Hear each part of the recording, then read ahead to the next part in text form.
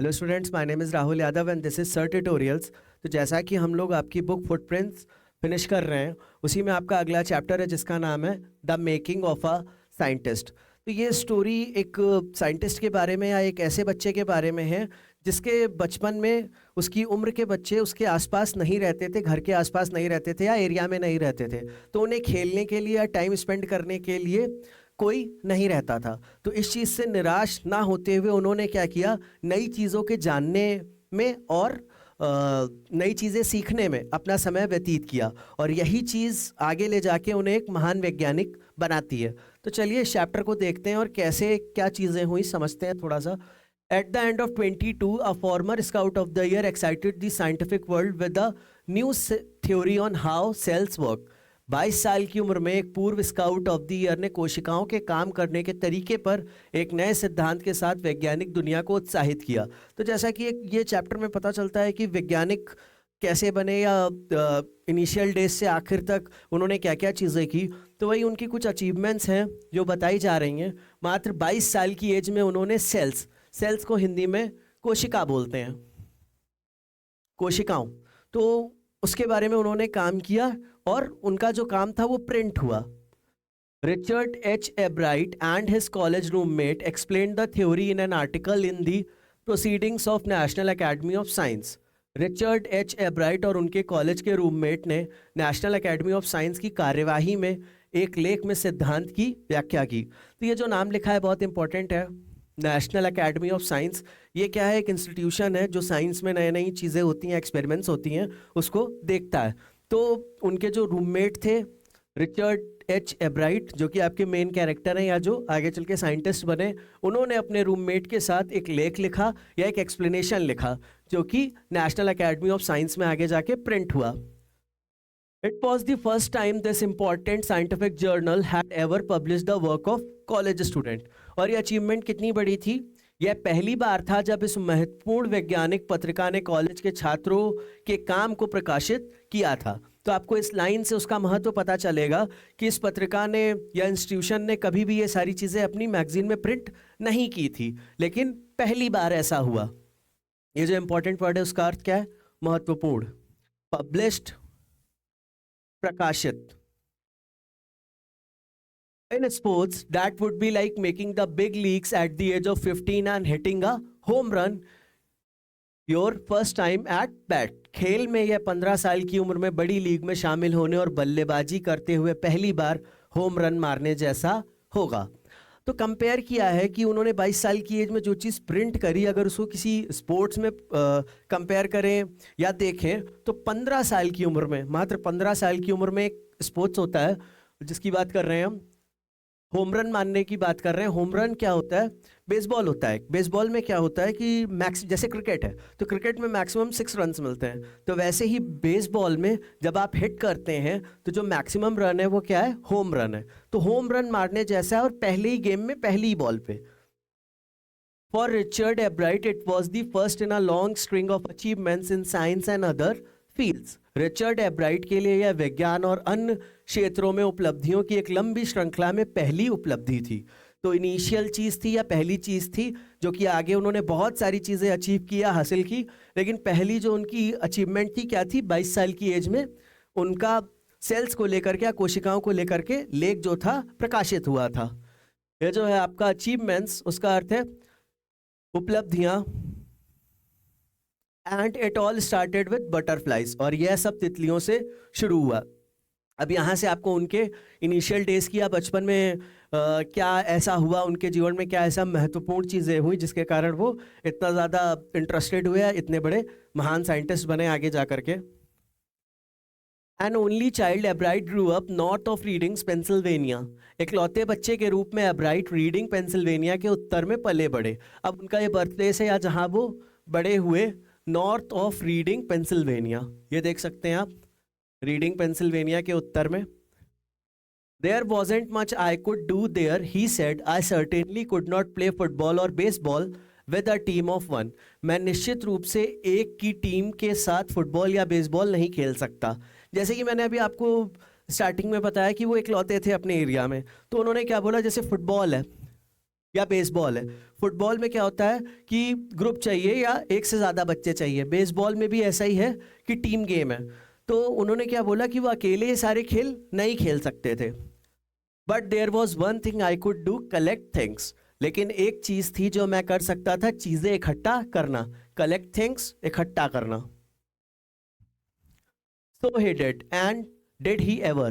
Beginning in kindergarten, Ebright collected butterflies with the same determination that has marked all his activities.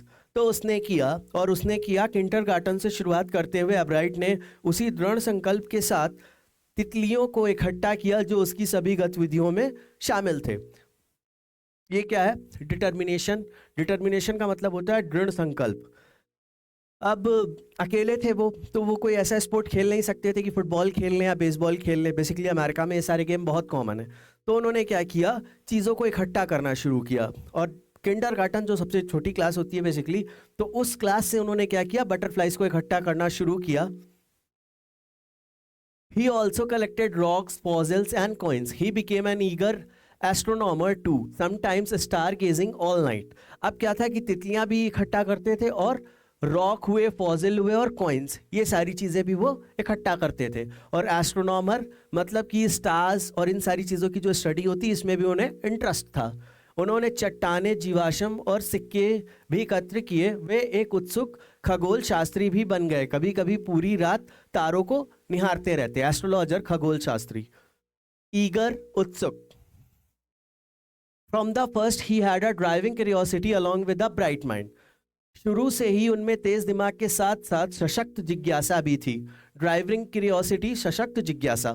अब ये बहुत important चीज़ है। जैसे आप अभी लर्निंग फेज में, आप अभी पढ़ाई कर रहे हैं, तो जब भी आप पढ़ाई को बोझ की तरह समझेंगे तो होना बहुत मुश्किल हो जाता है। लेकिन अगर आपने अपने दिमाग में ये चीज़ डाल ली कि मुझे कुछ नया सीखना है, तो जैसे ही आपने सीखने की या जानने की जिज्ञासा, इच्छा रखी, आप चीज़ों को सीखते चले जाएंगे।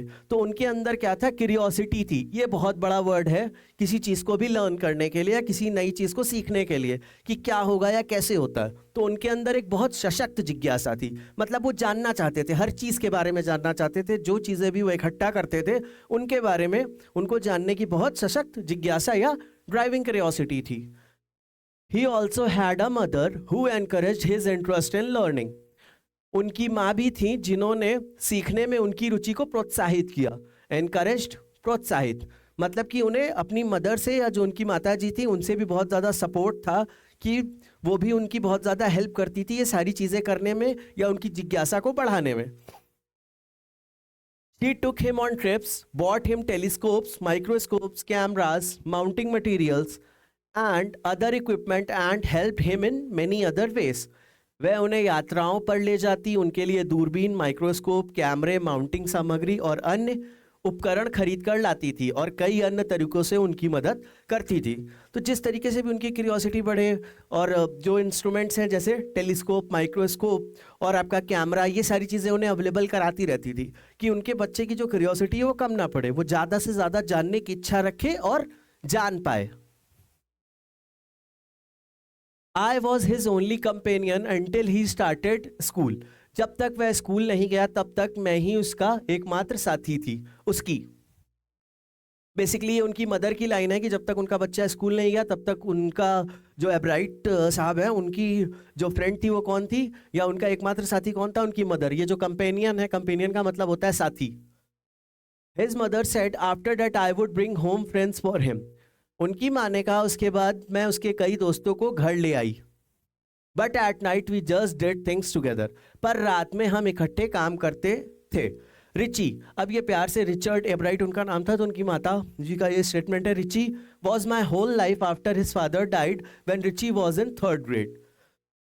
जब रिची तीसरी कक्षा में थे तब उसके पिता की मृत्यु के बाद रिची ही मेरी पूरी जिंदगी थी। मतलब रिचर्ड एब्राइट जब 3rd क्लास में थे या तीसरी कक्षा में थे तब उनके पिताजी का देहांत हो गया।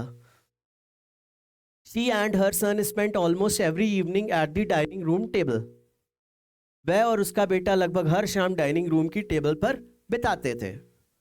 If he didn't have things to do, I found work for him. अगर उसके पास करने के लिए कुछ नहीं होता तो मैं उसके लिए काम ढूंढती। अब काम ढूंढने का मतलब है कि अगर वो एकदम खाली बैठे रहते थे तो उनकी माता जी कुछ कुछ ऐसा अरेंज कर देती थी कि फिर उन चीज़ों में वो लग जाते थे और उनकी जो लर्निंग थी वो फिर शुरू हो जाती थी। Not physical work but learning things his mother said. जैसा कि मैंने बताया, शारीरिक काम नहीं, ये जो वर्ड लिखा है फिजिकल वर्क, शारीरिक काम, बल्कि सीखने के लिए उनकी माँ ने कहा। लर्निंग थिंग्स, सीखने के लिए। लर्निंग बेसिकली हमें लगता है चीज़ों को जो रट्टाफिकेशन करते हैं या रोट लर्निंग करते हैं वो है कि रटते चले जा रहे हैं, रटते चले जा रहे हैं। लेकिन लर्निंग का मतलब होता है सीखना, कि कैसे चीज़ें हो रही हैं या अगर कोई चीज़ हो रही है तो उसके पीछे कारण क्या है। तो लर्निंग जो है सीखने से संबंधित है। He liked it, he wanted to learn and learn he did. He earned top grades in school. उसे यह पसंद था, वह सीखना चाहता था और उसने सीखा भी। उसने स्कूल में सर्वोच्च ग्रेड प्राप्त किए। ये बहुत ऑब्वियस सी चीज़ है कि उन्हें लर्न करना, नई नई चीज़ें जानना, सीखना पसंद था, तो सीखते जाते थे, पढ़ते जाते थे और टॉप ग्रेड या सर्वोच्च ग्रेड प्राप्त करते थे। On every day things he was just like every other kid. रोज़मर्रा की चीज़ों में वह हर दूसरे बच्चे की तरह ही था। His mother said by the time he was in second grade, उनकी माँ ने कहा जब तक वह दूसरी कक्षा में था, Ebright had collected all 25 species of butterflies found around his hometown. तब तक एब्राइट ने अपने गृह नगर के आसपास पाई जाने वाली तितलियों की सभी 25 प्रजातियां एकत्र कर ली। अब क्या था कि जब वो सेकंड ग्रेड में पहुंचे तब तक उनके कलेक्शन में क्या था कि 25 तरीके की जो तितलियां थी वो उन्होंने इकट्ठा कर ली, जो उनके टाउन में या जो उनके नगर में मिलती थी। ये नेम है, आपको ये नेम लर्न नहीं करने, अगर आप चाहो तो एक बार गो थ्रू कर सकते हो। That probably would have been the end of my butterfly collecting, he said. शायद यह मेरी तितली संग्रह की यात्रा का अंत होता, उन्होंने कहा। अब ये स्टेटमेंट किसका है? एब्राइट का है। But then my mother got me a children's book called The Travels of Monarch 10. लेकिन फिर मेरी माँ ने मुझे बच्चों की एक किताब ला कर दी जिसका नाम था द ट्रैवल्स ऑफ मोनार्क भाग 10। ये किताब का नाम आपको याद करना है कि उनकी माता जी ने उनको कौन सी किताब ला के दी? The travel of monarch 10। तो उनको ऐसा लगने लगा कि जो तितलियां इकट्ठा कर रहे थे उनकी जिज्ञासा या क्यूरियोसिटी या इच्छा जो थी घटने लगी। लेकिन तभी उनकी माता जी ने क्या किया? एक किताब ला के दी। क्या नाम था उसका? The travels of monarch 10। That book, which told how monarch butterflies migrate to Central America, opened the world of science to eager young collector. वह किताब जिसमें बताया गया था कि मोनार्क तितलियां किस तरह मध्य अमेरिका में प्रवास करती हैं, ने उत्सुक युवा संग्रहकर्ता के लिए विज्ञान की दुनिया खोल दी। ये जो वर्ड है आपका माइग्रेट, प्रवास। अब क्या होता है, जो बटरफ्लाइज होती हैं, जो बर्ड्स होती हैं, वो एक जगह से दूसरी जगह माइग्रेट करती रहती हैं। तो उस किताब से उन्हें ये जानने के लिए मिला, और जैसे ही उन्हें ये जानने के लिए मिला तो उनकी क्यूरियोसिटी जो थी बहुत ज़्यादा बढ़ गई कि ये ऐसा कैसे है। और जब इसके लिए वो आगे बढ़े तो फिर क्या हुआ देखते हैं। At the end of the book, readers were invited to help study butterfly migrations. पुस्तक के अंत में पाठकों को तितली प्रवास का अध्ययन करने में मदद करने के लिए आमंत्रित किया गया था। They were asked to tag butterflies for research by Dr. Frederick A. Urquhart of the University of Toronto, Canada. उन्हें कनाडा के टोरंटो विश्वविद्यालय के डॉक्टर फ्रेडरिक और ए उर्खाट द्वारा शोध के लिए तितलियों को टैग करने के लिए कहा गया था। टैग करने का मतलब कि जैसे जो बटरफ्लाइज हैं उसके पीछे आप किसी तरीके का साइन लगा दो या किसी तरीके का मार्क बना दो जिससे कि पता चले ये तितली कहाँ की है। Ebright's mother wrote to Dr. Urquhart and soon Ebright was attaching light adhesive tags to the wings of monarch. Ebright की माँ ने डॉक्टर उर्खाट को पत्र लिखा और जल्द ही एब्राइट मोनार्क के पंखों पर हल्के चिपकने वाले टैग लगाने लगे। अब क्या था, चिपका देते थे, टैग चिपका देते थे कि ये जो पर्टिकुलर बर्ड है इस एरिया की है, जो कि उस किताब में टास्क था कि जिसे आगे सीखना है वो बर्ड्स को बटरफ्लाइज को टैग करे और टैग करके भेजे इन दो साइंटिस्ट के पास। ये दोनों नाम भी आपको याद करने हैं। Anyone who found a tagged butterfly was asked to send the tag to Dr. Urquhart. जिस किसी को भी टैग की गई तितली मिलती उसे डॉक्टर उर्खाट को टैग भेजने के लिए कहा जाता। The butterfly collecting season around reading lasts 6 weeks in late summer. अब ये टाइम याद रखना है कि बटरफ्लाई जो कलेक्ट करने का सीजन था वो कितने दिन या कितने टाइम तक था, 6 हफ्ते तक। रीडिंग के आसपास तितली संग्रह का मौसम गर्मियों के अंत में 6 सप्ताह तक रहता था। 6 सप्ताह ये टाइम था कि इतने समय आप कलेक्ट कर सकते हैं। यहाँ पर वही चीज मेंशन है कि कौन सी बटरफ्लाई उन्होंने कब या कितनी इकट्ठा की। If you are going to chase them one by one you won't catch very many. यदि आप उन्हें एक एक करके पकड़ने जा रहे हैं तो आप बहुत अधिक नहीं पकड़ पाएंगे। So the next step for Ebright was to raise a flock of butterflies. इसलिए एब्राइट के लिए अगला कदम तितलियों का झुंड पालना था। ये जो लिखा है फ्लॉक ऑफ बटरफ्लाइज, तो तितलियों का झुंड। अब उनका क्या मानना था कि अगर एक एक के पीछे जाओगे तो बहुत मुश्किल होगा, बहुत टाइम लगेगा। तो उन्होंने उसका एक सोल्यूशन निकाला, एक तरीका निकाला कि झुंड को पालना शुरू कर दिया। He would catch a female monarch, take her eggs and raise them in his basement through their life cycle from egg to caterpillar to pupa to adult butterfly। वह एक मादा मोनार्क को पकड़ता, उसके अंडे लेता और उन्हें अपने तहखाने में उसके जीवन चक्र के माध्यम से पालता। अंडे से लेकर कैटरपिलर, प्यूपा और वेस्क तितली। अब ये देखिए, ये लाइफ साइकिल लिखा हुआ उनका पूरा। From egg to caterpillar to pupa to adult butterfly. पहले एग होता है, एग के बाद कैटरपिलर, फिर क्या प्यूपा, फिर एक अडल्ट बटरफ्लाई बन जाती है। Then he would tag the butterflies wings and let them go. फिर वह तितलियों के पंखों को टैग करता और उन्हें छोड़ देता। जो अभी वो इकट्ठा कर करके चीजें कर रहे थे, अब उन्होंने क्या किया कि उनको पूरी तरीके से पाला और पालने के बाद फिर टैग करते थे जब वो अडल्ट बटरफ्लाई में तब्दील हो जाती थी। For several years, his basement was home to thousands of monarchs in different stages of development। कई वर्षों तक उसका तहखाना विकास के विभिन्न चरणों में हजारों मोनार्कों का घर था। ये जो वर्ड लिखा हुआ है development, Vikas. Eventually, I began to lose interest in tagging butterflies। एब्राइट ने कहा, आखिरकार मुझे तितलियों को टैग करने में रुचि खत्म होने लगी। अब ऐसा प्रोसेस था कि उन्हें टैग करना था। टैग करने के बाद वो डॉक्टर्स के पास पहुंचता, तो वो करते जा रहे थे, लेकिन उसका कोई रिजल्ट था नहीं। इस वजह से क्या हुआ कि वो बोर हो गए। It's tedious and there is not much feedback, Ebright said. यह थकाऊ है और इस पर बहुत ज्यादा प्रतिक्रिया नहीं मिलती। बहुत ज्यादा क्या, ना के बराबर। ये जो लिखा हुआ वर्ड आपका फीडबैक, प्रतिक्रिया, टीडीएस, टीडीएस वर्ड जो लिखा है थकाऊ। In all the time I did it, मैंने जब भी यह काम किया, ही laughed, only 2 butterflies I had tagged were recaptured. उन्होंने हंसते हुए कहा, मैंने जिन 2 तितलियों को टैग किया था उनमें से सिर्फ 2 ही दोबारा पकड़ी गईं। ये 2 यहाँ गलत लिखा हुआ है। जिन तितलियों को उन्होंने पकड़ा था, बहुत सारी तितलियां थी, उनमें से सिर्फ दो तितलियां ऐसी थी जो रिकैप्चर की गईं, यानी कि दोबारा पकड़ी गईं। And they were not more than 75 miles from where I lived. और वह मेरे घर से 75 मील से ज्यादा दूर नहीं थी।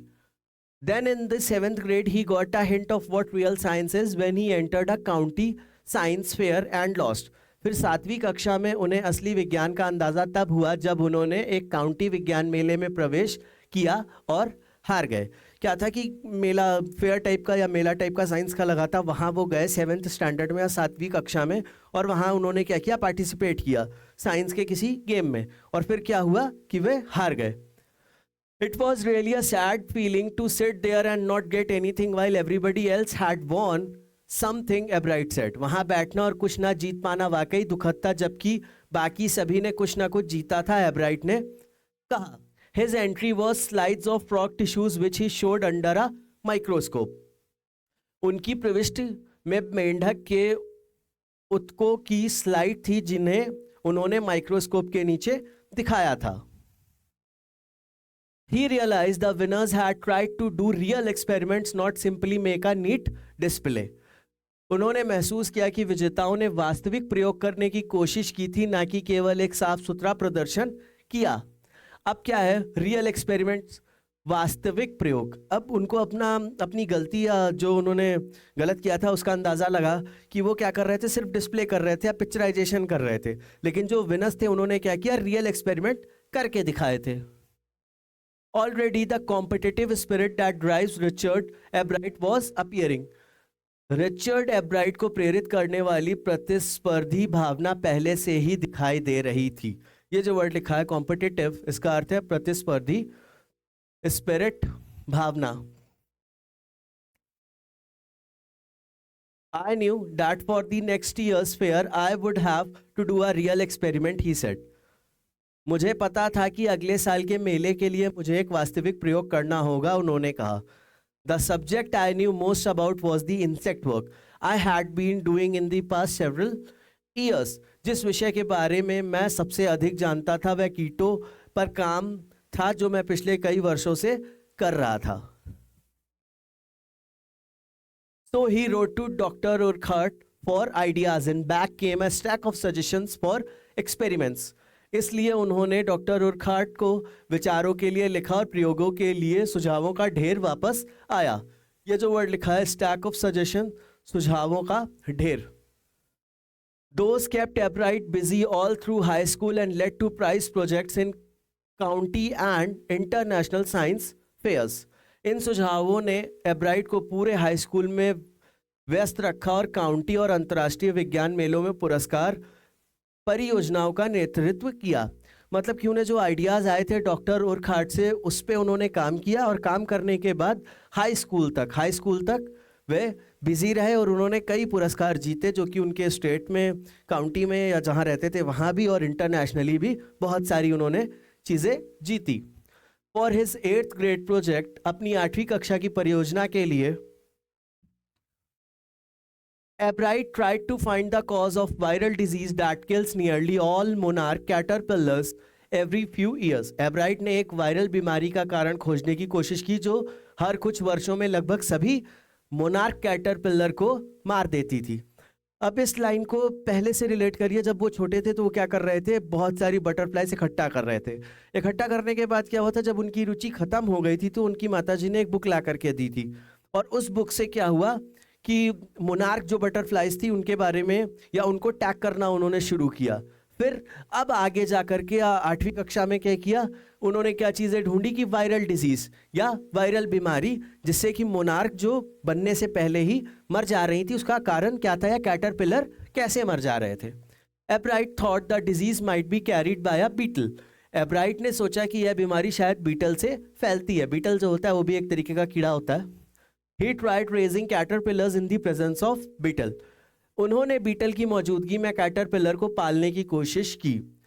I didn't get any real results, he said. उन्होंने कहा मुझे कोई वास्तविक परिणाम नहीं मिला. But I went ahead and showed that I had tried the experiment. This time I won. और जो लास्ट टाइम उनका क्या हुआ था कि वो अवार्ड था वो हार गए थे. क्यों? क्योंकि वो सिर्फ डिस्प्ले कर रहे थे. इस बार क्या था, इस बार उन्होंने रियल एक्सपेरिमेंट दिखाया. हालांकि उन्हें ये नहीं पता चल पाया कि बीटल के कारण बीमारी होती है या नहीं, लेकिन उन्होंने जब ये चीज़ शो की तो ये देखिए क्या हुआ, इस बार मैं जीत गया. लेकिन मैंने आगे बढ़कर दिखाया कि मैंने प्रयोग करके देखा था, इस बार मैं जीत गया. Finally he won. The next year his science fair project was testing the theory that viceroy butterflies copy monarchs. अगले वर्ष उनके विज्ञान मेले के प्रोजेक्ट में सिद्धांत का परीक्षण किया जा रहा था कि वाइसरॉय तितलियां मोनार्क की नकल करती हैं. The theory was that viceroys look like monarch because monarchs don't taste good to birds. सिद्धांत यह था कि वाइसरॉय मोनार्क की तरह दिखते हैं क्योंकि मोनार्क पक्षियों को अच्छे नहीं लगते. लुक लाइक का अर्थ क्या होता है, तरह दिखना.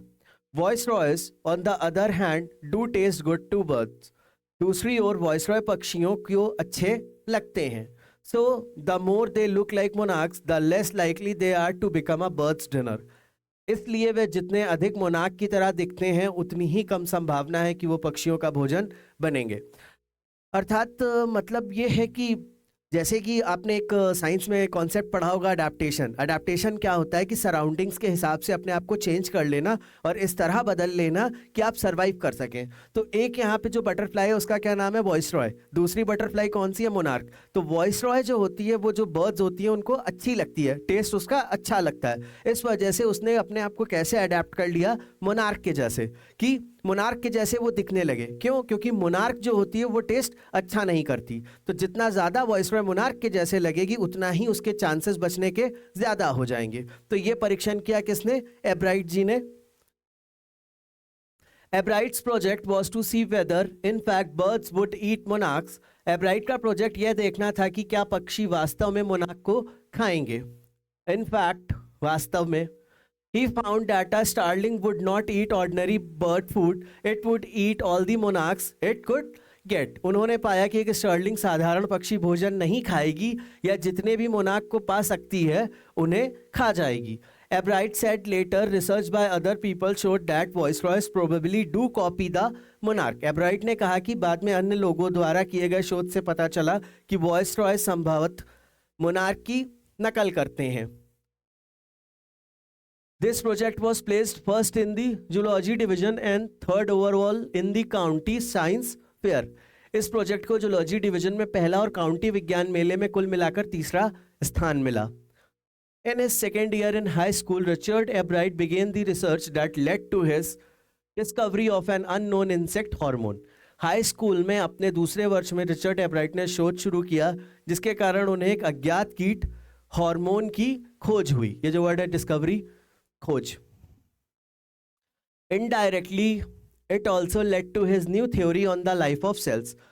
परोक्ष रूप से इसने कोशिकाओं के जीवन पर उनके नए सिद्धांत को भी जन्म दिया। Indirectly, परोक्ष। The question he tried to answer was simple। जिस प्रश्न का उन्होंने उत्तर देने का प्रयास किया वह सरल था। क्वेश्चन क्या था देखते हैं। What is the purpose of 12 tiny gold spots on a monarch pupa?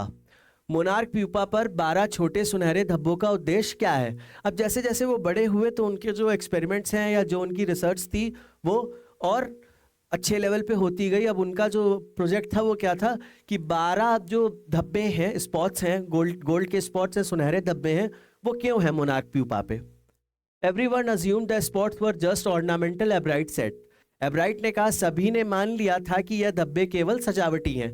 Ornamental, सजावटी, सजाने के लिए।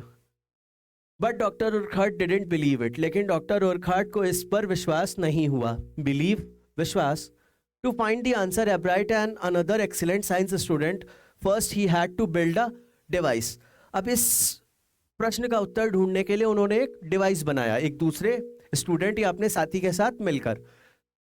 उत्तर खोजने के लिए एब्राइट और एक अन्य उत्कृष्ट विज्ञान छात्र को सबसे पहले एक ऐसा उपकरण बनाना पड़ा। ये जो वर्ड है डिवाइस, उपकरण। That showed that the spots were producing a hormone necessary for the butterfly's full development। जो दिखाए कि ये धब्बे तितली के पूर्ण विकास के लिए आवश्यक हार्मोन का उत्पादन कर रहे थे। नेसेसरी, आवश्यक, प्रोड्यूसिंग, उत्पादन, development, Vikas. This project won Ebright's first place in the county fair and entry into the international science and engineering fair. इस परियोजना ने एब्राइट को काउंटी मेले में प्रथम स्थान और अंतर्राष्ट्रीय विज्ञान और इंजीनियरिंग मेले में प्रवेश दिलाया। There he won third place for zoology. He also got a chance to work during the summer at the entomology laboratory of the Walter Reed Army Institute of Research. वहाँ उन्होंने प्राणी शास्त्र के लिए तीसरा स्थान जीता। उन्हें गर्मियों के दौरान Walter Reed Army Institute of research की कीट विज्ञान प्रयोगशाला में काम करने का भी मौका मिला। यह जो है जूलॉजी, प्राणी शास्त्र। As a high school junior, Richard Ebright continued his advance experiment on the monarch pupa. High school junior के रूप में रिचर्ड एब्राइट ने मोनार्क प्यूपा पर अपने उन्नत प्रयोग जारी रखे। इतनी सारी अचीवमेंट्स होने के बाद भी क्या था, मोनार्क प्यूपा पे जो वो रिसर्च थी या जो अपने एक्सपेरिमेंट्स थे वो करते रहते थे। That year his project won first place at the international science fair and gave him another chance to work in the army laboratory during the summer. उस वर्ष उनके प्रोजेक्ट ने अंतर्राष्ट्रीय विज्ञान मेले में प्रथम स्थान जीता और उन्हें गर्मियों के दौरान सेना की प्रयोगशाला में काम करने का एक और मौका दिया गया। In his senior year he went a step further. अपने वरिष्ठ वर्ष में वह एक कदम और आगे बढ़ गए। सीनियर, वरिष्ठ। He grew cells from a monarch's wing in a culture। उन्होंने एक संस्कृति में मोनार्क के पंख से कोशिकाओं को विकसित किया। wing, पंख, and showed that the cells would divide and develop into normal butterfly wing scales only if there were fed the hormone from the gold spots. और दिखाया कि कोशिकाएं तभी विभाजित होंगी और सामान्य तितली पंख के शल्कों में विकसित होंगी जब उन्हें स्वर्ण धब्बों से हार्मोन दिया जाएगा. That project won first place for zoology at the international fair. उस परियोजना ने अंतर्राष्ट्रीय मेले में प्राणी विज्ञान के लिए प्रथम स्थान जीता. He spent the summer after graduation doing further work at the Army Laboratory and at the Laboratory of the US Department of Agriculture. उन्होंने स्नातक होने के बाद गर्मियों में सेना की प्रयोगशाला और अमेरिकी कृषि विभाग की प्रयोगशाला में आगे काम किया. The following summer, after his freshman year at Harvard University, अगली गर्मियों में हार्वर्ड विश्वविद्यालय में अपने प्रथम वर्ष के बाद. अब यहाँ तक देखिए कि उन्होंने स्टार्ट कैसे किया था. उन्होंने स्टार्ट किया था मोनार्क जो बटरफ्लाइज थी उनको कलेक्ट करते थे, कुछ स्टोन्स कलेक्ट करते थे, सारी चीज़ें कलेक्ट करते थे. फिर 7th स्टैंडर्ड में क्या हुआ, वो गए साइंस फेयर में और वहाँ उन्होंने एक क्विज में या आप कह सकते हैं एक कंपटीशन में पार्ट लिया. पार्ट लेने के बाद क्या हुआ, वो हार गए. तो उन्हें रियलाइज़ हुआ कि वो क्यों हारे हैं, क्योंकि वो सिर्फ डिस्प्ले कर रहे थे, बाकी लोग रियल एक्सपेरिमेंट्स कर रहे थे. फिर उन्होंने पहली बार जब एक्सपेरिमेंट किया और नेक्स्ट ईयर जब वो एक्सपेरिमेंट दिखाया तो क्या हुआ, वो जीत गए. और उसके बाद फिर उन्होंने पलट के नहीं देखा, वो एक्सपेरिमेंट्स करते ही चले गए. Ebright went back to the laboratory of Department of Agriculture and did more work on the hormone from the gold spots. Ebright कृषि विभाग की प्रयोगशाला में वापस गए और गोल्ड स्पॉट से हार्मोन पर और अधिक काम किया. Using the laboratory's sophisticated instruments, he was able to identify the hormones' chemical structure. प्रयोगशाला के परिष्कृत उपकरणों का उपयोग करके वे हार्मोन की रासायनिक संरचना की पहचान करने में सक्षम थे. A year and a half later, during his junior year, Ebright got the idea for his new theory about cell life. 1.5 साल बाद अपने जूनियर वर्ष के दौरान एब्राइट को कोशिका जीवन के बारे में अपने नए सिद्धांत का विचार आया. It came while he was looking at X-ray photos of the chemical structure of hormone. यह तब आया जब वे हार्मोन की रासायनिक संरचना की एक्सरे तस्वीर देख रहे थे. केमिकल स्ट्रक्चर, रासायनिक संरचना. When he saw those photos, Ebright didn't shout "Eureka" or even "I have got it." जब उन्होंने उन तस्वीरों को देखा तो एब्राइट ने चिल्लाया नहीं यूरेका या यहाँ तक कि मुझे मिल गया. मतलब कि वो अपने काम में इतना लीन रहते थे या इतना ज़्यादा कॉन्सेंट्रेट रहते थे, इतने ध्यान से करते थे कि जब उन्हें किसी चीज़ का सल्यूशन भी मिला या जब कोई नई चीज़ उन्होंने ढूंढी भी तब भी वो खुशी से चिल्लाए नहीं कि मुझे मिल गया या यूरेका किसी तरीके का सेलिब्रेशन नहीं किया. But he believed that along with his findings about insect hormones, the photos gave him the answer to one of biology's puzzle. लेकिन उनका मानना था कि कीट हार्मोन के बारे में उनके निष्कर्षों के साथ तस्वीरों ने उन्हें जीव विज्ञान की एक पहेली का उत्तर दिया. पजल्स, पहेली. How the cell can read the blueprint of its DNA. ये बहुत इंपॉर्टेंट कह सकते हैं डिस्कवरी थी साइंस में. कोशिका अपने डीएनए के ब्लूप्रिंट को कैसे पढ़ सकती है. DNA is the substance in the nucleus of a cell that controls heredity. DNA कोशिका के नाभिक में वह पदार्थ है जो आनुवांशिकता को नियंत्रित करता है. हेरिडिटी, आनुवांशिकता. It determines the form and function of the cell. यह कोशिका के रूप और कार्य को निर्धारित करता है. दस DNA is the blueprint for life. इस प्रकार डीएनए जीवन का ब्लूप्रिंट है और ये बहुत ज़्यादा इंपॉर्टेंट डिस्कवरी थी उनकी लाइफ की. Ebright and his college roommate James R. Wong worked all that night drawing pictures and constructing plastic models of molecules to show how it could happen.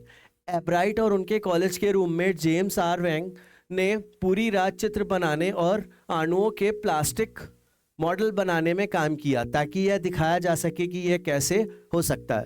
तो कितना ज़्यादा क्यूरियोसिटी थी और अपने काम को लेकर के कितना ज़्यादा सीरियस रहते थे वो और उनके साथी भी, कि पूरी रात उन्होंने क्या किया कि मॉडल्स बनाए, प्लास्टिक के मॉडल्स बनाए, फोटोज़ बनाई एक्सप्लेन करने के लिए. फिर क्या हुआ, together they later wrote the paper that explain the theory, और बाद में क्या हुआ, उन दोनों लोगों ने मिल करके एक पेपर लिखा। पेपर का मतलब होता है एक्सप्लेनेशन करते हैं आप। पेपर का मतलब कोई कागज नहीं कि आपने लिख दिया हो, यहाँ पे पेपर का मतलब है कि उन्होंने पूरा एक्सप्लेनेशन दिया।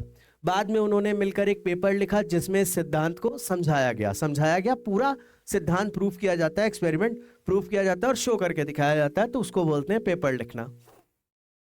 Surprising no one knew him, Richard Ebright graduated from Harvard with highest honors, second in his class of 1510। Richard एब्राइट ने हार्वर्ड से सर्वोच्च सम्मान के साथ स्नातक की उपाधि प्राप्त की, जो 1510 की अपनी कक्षा में दूसरे स्थान पे थे। तो क्या हुआ, ग्रेजुएशन उनका कहाँ से हुआ, हार्वर्ड से। ये इन्फॉर्मेशन आपको याद रखनी है कि वो कहाँ से ग्रेजुएट हुए, हार्वर्ड से, और 1510 बच्चों में दूसरे स्थान पे थे। हार्वर्ड इतनी बड़ी यूनिवर्सिटी कि यहाँ एडमिशन होना ही नेक्स्ट टू इम्पॉसिबल जैसा है, और एडमिशन होने के बाद भी जो उनके साथी थे, 1510 बच्चे थे, उसमें क्या हुआ, उनका स्थान कौन सा था, दूसरा। Ebright went on to become a graduate student researcher at Harvard Medical School. Ebright Harvard Medical School में स्नातक छात्र शोधकर्ता बन गए। ये जो है रिसर्चर, शोधकर्ता, तो जहाँ से उन्होंने ग्रेजुएशन किया डेट इज हार्वर्ड, और उसी में फिर हार्वर्ड मेडिकल साइंस में क्या हुआ, रिसर्चर में बन गए थे। There he began doing experiment to test his theory. वहां उन्होंने अपने सिद्धांत का परीक्षण करने के लिए प्रयोग करना शुरू किया। If the theory proves correct it will be a big step towards understanding the process of life. अब देखिए कि लाइफ प्रोसेसेस जो होती है, या लाइफ प्रोसेस जो है आपका, वो जो जिस थ्योरी पे वो काम कर रहे थे, अगर वो सही साबित होती तो लाइफ को समझने में या लाइफ प्रोसेस को समझने में बहुत ज़्यादा हेल्प होती। यदि सिद्धांत सही साबित होता तो यह जीवन की प्रक्रियाओं को समझने की दिशा में एक बड़ा कदम होता, और ये बहुत बड़ी अचीवमेंट थी। It might also lead to new ideas for preventing some type of cancer and other disease. यह कुछ प्रकार के कैंसर और अन्य बीमारियों को रोकने के लिए नए विचारों को जन्म दे सकता था। अब यहाँ इस चैप्टर में यहाँ जब हम पहुँचे हैं तो मैं फिर स्टार्टिंग में क्या था, ये एक छोटा बच्चा जिसके पास खेलने के लिए कोई नहीं, तो उसने क्या किया, चीज़ें इकट्ठा करना, और मोनार्क को इकट्ठा करना शुरू किया था उन्होंने। और वहाँ से लेकर के अब वो कहाँ पहुँच गए कि कैसी बीमारियाँ, जैसे कि कैंसर हुआ और कुछ अलग बीमारियाँ, अगर उनकी थ्योरी तो और थोड़ी सी सही बैठती तो क्या था कि कैंसर और अलग दूसरी तरीके की जो बीमारियां हैं उससे भी बचने का वो इलाज ढूंढ लेते हैं। All of this is possible because of एब्राइट scientific curiosity. वही बात, यह सब एब्राइट की वैज्ञानिक जिज्ञासा के कारण संभव हुआ। जानने की इच्छा, और कौन सी, वैज्ञानिक, साइंस की चीजों को जानने की इच्छा। His high school research into the purpose of spots on a monarch pupa eventually led him to his theory about cell life। Monarch pupa पर धब्बों के उद्देश्य पर उनके हाई स्कूल के शोध ने अंततः उन्हें कोशिका जीवन के बारे में उनके सिद्धांत तक पहुंचाया। Richard Ebright has been interested in science since he first began collecting butterflies. Richard Ebright को विज्ञान में तब से ही रुचि है जब से उन्होंने पहली बार तितलियां इकट्ठा करना शुरू किया था, but not so deeply that he hasn't time for other interest. लेकिन इतनी गहराई से नहीं कि उनके पास अन्य रुचियों के लिए समय ना हो। इंटरेस्ट, रुचियां, मतलब ऐसा नहीं था कि वो किसी एक काम में या बटरफ्लाइज कलेक्ट करने में लगे तो उसी में लगे रहे, ऐसा नहीं था। वो कई चीजें करते थे और दूसरी चीजों में भी उन्हें इंटरेस्ट रहता था।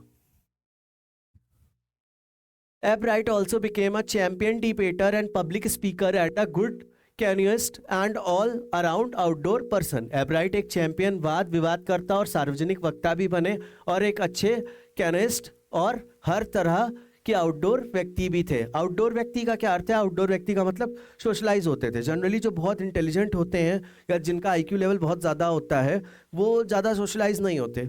लेकिन रिचर्ड एब्राइट के बारे में क्या है? चैंपियन डिबेटर, बहस करने में बहुत अच्छे थे। पब्लिक स्पीकर, पब्लिकली बोलने में बहुत अच्छे थे। और क्या था कि बाहर जो उनकी सोशल लाइफ थी वो भी बहुत अच्छी थी। He is also an expert photographer particularly of nature and scientific exhibits. और वह एक विशेष फोटोग्राफर भी हैं, खास तौर पर प्रकृति और वैज्ञानिक प्रदर्शनों के। एक्सपर्ट, विशेषज्ञ। इन high school Richard एब्राइट was a straight a student.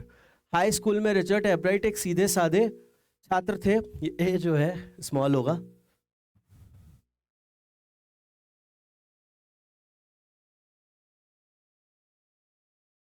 Because learning was easy, he turned a lot of his energy towards the debating and model United Nations club.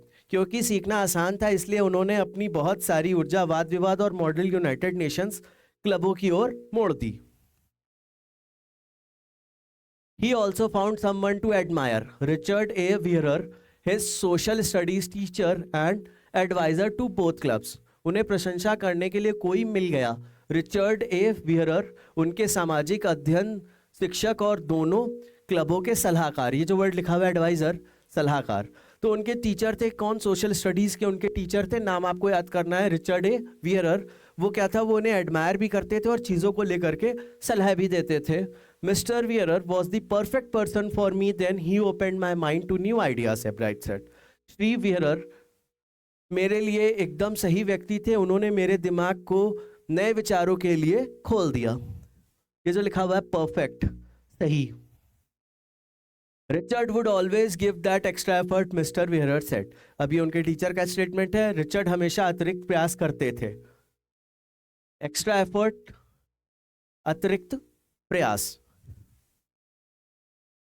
What pleased me was, here was this person who put in 3 or 4 hours at night doing debate research besides doing all his research with butterflies and his other interest. मुझे जो खुशी हुई वह यह थी कि यह एक ऐसा व्यक्ति था जो रात में 3 या 4 घंटे वाद विवाद शोध में लगता था। इसके अलावा वह तितलियों और अपनी अन्य रुचियों के साथ अपना सारा शोध करता था। तो ये देखिए जो आपके रिचर्ड एब्राइट हैं वो कितने ज़्यादा लेबोरियस या कितने ज़्यादा हार्ड वर्किंग थे कि अपनी जो उनकी डिबेट होती थी उसके लिए 3-4 घंटे वो टाइम देते थे, फिर जो बटरफ्लाई कलेक्ट करते थे उसमें वक्त देते थे, और जो उनकी दूसरी रुचियाँ थी उन सारी चीज़ों में भी वक्त देते थे। ऐसा नहीं था कि जो एक काम कर रहे हैं उसी में वो लगे रहे, और यही शायद कारण था कि वो आगे जाके इतने महान साइंटिस्ट या महान वैज्ञानिक बन पाए। Richard was competitive, mister Weiler continued, but not in a bad sense. Richard प्रतिस्पर्धी था, श्री व्हीरर ने आगे कहा, लेकिन किसी बुरे अर्थ में नहीं। He explained Richard wasn't interested in winning for winning's sake or winning to get a prize. उन्होंने समझाया रिचर्ड जीतने के लिए जीतने या पुरस्कार पाने के लिए जीतने में दिलचस्पी नहीं रखता था। Rather he was winning because he wanted to do the best job he could do. बल्कि वह जीत रहा था क्योंकि वह अपना सर्वोच्च काम करना चाहता था। इस चैप्टर का जो सबसे इंपॉर्टेंट पार्ट है वो ये 3 लाइनें हैं। क्या लिखा है यहाँ पे, या जो उनके टीचर थे व्हीरर साहब, उन्होंने क्या बोला कि रिचर्ड एब्राइट जो थे वो बहुत कॉम्पिटिटिव थे, बहुत प्रतिस्पर्धी थे, कि बहुत ज़्यादा उन्हें कंपटीशन था दूसरों से, लेकिन कंपटीशन बुरे सेंस में नहीं था, अर्थात कि वह किसी दूसरे से कॉम्पीट नहीं करते थे कि उनको पीछे छोड़ना है या नंबर ज़्यादा लाने हैं या ग्रेड्स अच्छे होने हैं। वो कंपटीशन पॉजिटिव सेंस में करते थे। कैसे पॉजिटिव सेंस में करते थे? वो अपना काम कितने अच्छे से कर सकते हैं, अपने बेटरमेंट के लिए वो कंपटीशन करते थे। और जब भी आप अपने अंदर सुधार करते हैं या अपने बेटरमेंट के लिए कंपटीशन करते हैं तो आप जो चाहेंगे वह हासिल कर सकते हैं। वही चीज़ रिचर्ड जी के लिए थी कि rather he was winning because he wanted to do the best job he could do. तो जो बेस्ट जॉब वो कर रहे थे या जो काम उन्हें करना था वो उनसे अच्छा कोई ना कर सके, इस वजह से वह जीत रहे थे। For the right reasons, he wants to be the best, and that is one of the ingredients in making of a scientist. सही कारणों से वह सर्वश्रेष्ठ बनना चाहता था, और यह एक वैज्ञानिक बनने के लिए जरूरी तथ्यों में से एक है। इंडिग्रेंट्स, तथ्यों। Start with a first-rate mind, add curiosity, and mix in the will to win for the right reasons. सबसे पहले एक बेहतरीन दिमाग से शुरुआत करें, जिज्ञासा जोड़ें और सही कारणों से जीतने की इच्छा शक्ति को शामिल करें। शायद ये जो चैप्टर का आपका नाम है द मेकिंग ऑफ साइंटिस्ट, उसी का यह जवाब है कि सबसे पहले एक बेहतरीन दिमाग हो, फिर जिज्ञासा। बहुत अच्छा दिमाग होने के साथ साथ अगर आपके अंदर किसी चीज़ को जानने की या किसी चीज़ को करने की इच्छा या किसी चीज़ को जानने की जिज्ञासा नहीं है तो उस दिमाग का कोई काम नहीं। फिर उसके बाद सही कारणों से जीतने की इच्छा। सही कारणों से जीतने की इच्छा, कंपटीशन हो लेकिन अपने आप से, कि मैं अपने से कितना बेटर कर सकता हूँ। यही इंटीग्रेंट्स हैं जिससे कि एक साइंटिस्ट बनता है। Ebright has these qualities, Ebright में ये सभी गुण थे। क्वालिटीज, गुण। For the time the book the travels of monarch 10 open the world of science to him. और एक छोटा बच्चा जिसकी मदर ने उसे एक बुक लाके दी थी, जिस किताब का क्या नाम था, द ट्रैवल ऑफ मोनार्क 10, जिस किताब ने उस बच्चे के अंदर वो जिज्ञासा जागृत कर दी थी कि वो आगे जाके इतना महान साइंटिस्ट बन पाया। जब से पुस्तक द ट्रैवल्स ऑफ मोनार्क भाग 10 ने उनके लिए विज्ञान की दुनिया खोली, Richard Ebright has never lost his scientific curiosity. Richard एब्राइट ने कभी भी अपनी वैज्ञानिक जिज्ञासा नहीं खोई। क्यूरियोसिटी अगेन, जिज्ञासा। और ये चैप्टर आपका यहीं फिनिश होता है। Thank you.